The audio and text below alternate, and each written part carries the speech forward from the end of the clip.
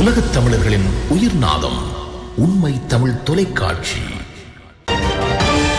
வணக்கம். உண்மை தமிழ் தொலைக்காட்சியின் பிரதான செய்திகள். முதலில் தலைப்புச் செய்திகள்.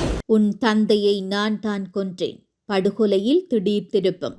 இலங்கை வாட்ஸ்அப் பயனாளர்களுக்கு போலீசார் விடுத்துள்ள எச்சரிக்கை.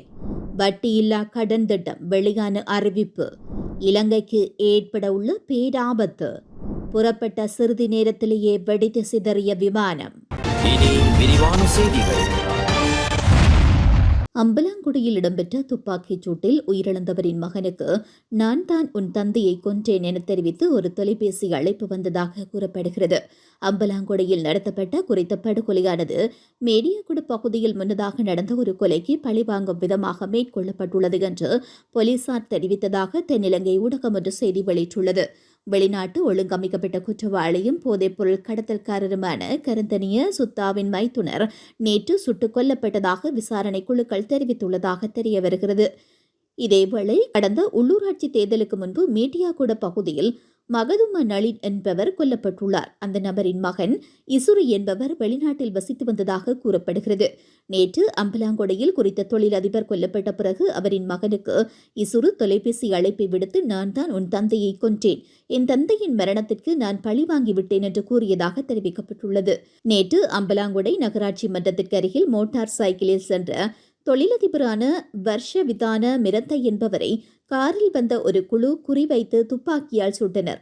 இதனைத் தொடர்ந்து அவர் வைத்தியசாலைக்கு கொண்டு செல்லப்பட்ட நிலையில் உயிரிழந்ததாக தெரிவிக்கப்பட்டுள்ளது. அவர் ஒரு வங்கியிலிருந்து அம்பலாங்குடை துறைமுகத்திற்கு மோட்டார் சைக்கிளில் சென்று கொண்டிருந்த போது சுட்டுக் கொல்லப்பட்டதாக போலீசார் தெரிவித்தனர். விசாரணைகளில் பாதிக்கப்பட்டவர் 9 மில்லிமீட்டர் துப்பாக்கியால் சுடப்பட்டதாகவும் அவரது கழுத்து, முகம் மற்றும் மார்பில் சுடப்பட்டதாகவும் தெரியவந்துள்ளது. உயிரிழந்தவர் அம்பலாங்கொடை மோதர தேவாலாவின் குழுவின் தலைவராகவும் அம்பலாங்கொடை நகராட்சி மன்ற தேர்தலுக்கான ஐக்கிய மக்கள் சக்தி பட்டியலில் வேட்பாளராகவும் இருந்துள்ளார். அவர் இந்த முறை அம்பலாங்கொடை கூட்டுறவு பொது சபையின் இயக்குநர்கள் குழுவிலும் உள்ளார். இந்த நிலையில் போலீசாரின் கூற்றுப்படி அவர் பாதாள உலக கும்பலை சேர்ந்த கரந்தனிய சுத்தாவின் மூத்த சகோதரியின் கணவர் என்றும் அண்மையில் குற்றவியல் புலனாய்வுத் துறையால் பண மோசடிக்காக கைது செய்யப்பட்ட கபு தலைமையிலான மோதர தேவாலய குழுவின் தலைவராகவும் பணியாற்றியுள்ளார். இதன்படி குறிப்பிட்ட கபு போதைப்பொருள் கடத்தல்காரரான லொகுபேட்டியின் கூட்டாளி என்றும் லொகுபேட்டியின் ரூபாய் 330 மில்லியன் பண மோசடி நடவடிக்கை தொடர்பாக கொலை செய்யப்பட்ட இந்த தொழிலதிபரின் சந்தேகத்தின் பேரில் இந்த குற்றம் செய்யப்பட்டதா என்பதை தீர்மானிக்க நீண்ட விசாரணை நடைபெற்று வருவதாகவும் போலீசார் தெரிவித்தனர். துப்பாக்கிச்சூடு நடந்த நேரத்தில் அம்பலாங்கொடை நகர சபை அமர்வு நூலக கட்டடத்தின் மேல்தளத்தில் உள்ள கேட்போர் கூடத்தில் நடைபெற்றுக் கொண்டிருந்துள்ளது. இதன்போது பாதுகாப்பில் இருந்து வந்த போலீஸ் அதிகாரிகள் துப்பாக்கிச்சூடு சத்தம் கேட்டவுடன் சபைக்குள் துப்பாக்கிச்சூடு நடந்ததாக சந்தேகம் எழுந்ததால் உடனடியாக மேல்மாடிக்கு விரைந்தனர். இதே நேரத்தில் சபையின் பாதுகாப்பை கருத்தில் கொண்டு பீதி மற்றும் பயம் காரணமாக அம்பலாங்குடி நகரசபை கூட்டத்தை நிறுத்த தலைவர் நடவடிக்கை எடுத்ததாகவும் கூறப்பட்டுள்ளது. வாட்ஸ்அப் மூலம் பணம் கோருவது தொடர்பான முறைப்பாடுகள் அதிகரித்துள்ளதாக குற்றப்புலனாய்வு திணைக்களம் தெரிவித்துள்ளது. கடந்த சில நாட்களாக குற்றப்புலனாய்வு திணைக்களத்திற்கு இதுபோன்ற முறைப்பாடுகள் அதிகளவில் கிடைத்துள்ளதாக திணைக்களத்தின் உதவி போலீஸ் கண்காணிப்பாளர் ஜேனித் ஸ்ரீ தெரிவித்துள்ளார். வாட்ஸ்அப் குழுக்களை பயன்படுத்தும் போது இந்த மோசடிகள் குறித்து அதிக கவனம் செலுத்தப்பட வேண்டும் என்று அவர் மேலும் தெரிவித்துள்ளார். சமூகத்தில் பிரபலமான நபரின் வாட்ஸ்அப் இலக்கத்தை கண்டுபிடிக்கும் மோசடியாளர்கள் அதிலிருந்து பலருக்கு தகவல்கள் அனுப்புவதாகவும் கண்டுபிடிக்கப்பட்டுள்ளது. அதில் குறிப்பிட்ட ஒரு தலைப்பின் கீழ் ஒரு ஜூம் மீட்டிங் இருப்பதாக கூறும் மோசடியாளர்கள் அதில் மக்களை இணையுமாறு கோரிக்கை விடுக்கின்றனர். அதற்காக அனுப்பப்பட்ட இணைப்பை கிளிக் செய்யும் போது மீட்டிங்கில் நீங்கள் இணைந்து கொள்வதனை உறுதிப்படுத்துவதற்காக ரகசிய இலக்கம் ஒன்று அனுப்பப்படுகிறது. கையெழுத்து தொலைபேசிகளுக்கு வரும் குறுந்தகவல்களை தமக்கு அனுப்புமாறு மோசடியாளர்கள் கோருகின்றனர். பின்னர் வேறொருவர் ஒரு வாட்ஸ்அப் கணக்கை உருவாக்கி வாட்ஸ்அப் அனுப்பிய OTP கேட்கப்படும். அதனை நம்பி அனுப்புவரின் வாட்ஸ்அப் மோசடியாளர்களால் ஹேக் செய்யப்படுகிறது. அவ்வாறு மோசடியாளர்களிடம் சிக்கும் வாட்ஸ்அப் கணக்குகளில் உள்ள தொலைபேசிகளுக்கு உருக்கமான குறுந்தகவல் ஒன்று அனுப்பப்படுகிறது. எனக்கு ஒரு பிரச்சினை உள்ளதாக கூறி செய்திகளை அனுப்பி எனக்கு அவசரமாக பணம் அனுப்புமாறு கோரிக்கை விடுக்கின்றனர். பலர் அவரை நம்பி பணம் வைப்பு செய்கின்றனர். பல நாட்களின் பின்னர் உங்கள் கணக்கு தொலைந்து விட்டதை நீங்கள் உணர்கிறீர்கள். பலர் இந்த மோசடியில் சிக்கிக் கொள்கிறார்கள் என்று உதவி போலீஸ் அத்தியட்சகர் தெரிவித்துள்ளார்.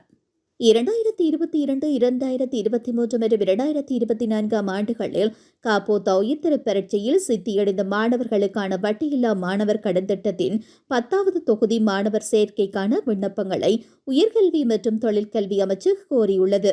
தகுதியுள்ள மாணவர்கள் நவம்பர் 1ஆம் தேதி முதல் எதிர்வரும் நவம்பர் 30ஆம் தேதி வரை இணையதளம் ஊடாக விண்ணப்பிக்கலாம் என அறிவிக்கப்பட்டுள்ளது.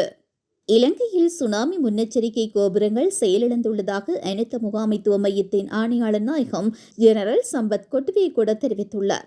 இலங்கையில் சுனாமி முன்னெச்சரிக்கை தொடர்பில் கண்டறிந்து கொள்வதற்காக 77 கோபுரங்கள் காணப்படுவதாக தெரிவிக்கப்பட்டுள்ளது. அவை அனைத்தும் தற்பொழுது செயலிழந்ததாகவும் கூறப்படுகிறது. இன்றைய தினம் நாடு முழுவதிலும் குறிப்பாக கரியூரம் மாவட்டங்களில் சுனாமி முன்னெச்சரிக்கை பயிற்சி முன்னெடுக்கப்பட உள்ளது. இந்த சுனாமி முன்னெச்சரிக்கை கோபுரங்கள் 3 ஆண்டுகளுக்கு முன்னர் செயலிழந்ததாகவும் அவர் தெரிவித்துள்ளார். செய்மதி சமீட்சைகள் தொடர்பில் ஏற்பட்ட தொழில்நுட்ப பிரச்சினை காரணமாக இந்த முன்னெச்சரிக்கை கோபுரங்கள் செயலிழந்துள்ளதாகவும் கூறப்படுகிறது. அமெரிக்காவில் UPS நிறுவனத்திற்கு சொந்தமான சரக்கு விமானம் ஒன்று விபத்திற்குள்ளாகியுள்ளது. அமெரிக்காவின் ஹெண்டக்கியில் உள்ள லூயிஸ்வில் முகமது அலி சர்வதேச விமான நிலையத்திலிருந்து புறப்பட்ட சிறிது நேரத்திலேயே இந்த விபத்து இடம்பெற்றுள்ளது.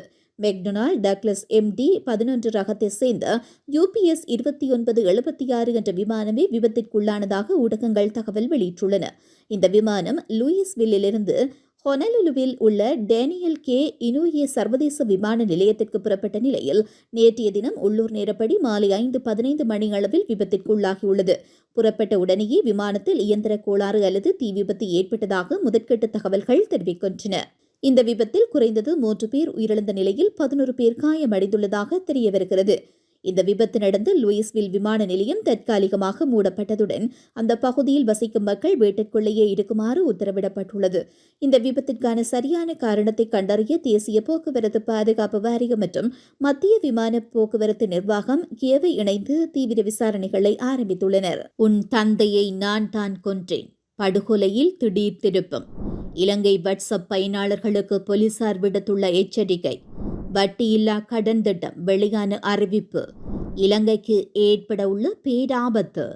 புறப்பட்ட சிறிது நேரத்திலேயே வெடித்து சிதறிய விமானம். இத்துடன் இந்த செய்திகள் நிறைவடைகின்றன. மேலதிக செய்திகளை தெரிந்து கொள்ள உண்மை தமிழ் தொலைக்காட்சியோடு இணைந்திருங்கள். வணக்கம். உலகத் தமிழர்களின் உயிர்நாதம் உண்மை தமிழ் தொலைக்காட்சி.